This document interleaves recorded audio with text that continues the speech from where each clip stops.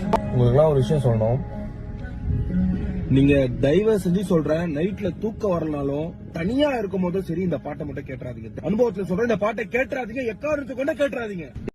என் விழியெல்லாம் கனவாய் நின்றாய் உறவே, ஏன் வலியெல்லாம் நூறாய் தந்தாய் உயிரே, நீ காற்றாய் என்னை தீண்ட இறகாய் மிதந்தேன், தீ கனலாய் உருமாற முழுதாய் எரிந்தேன், விடை நான்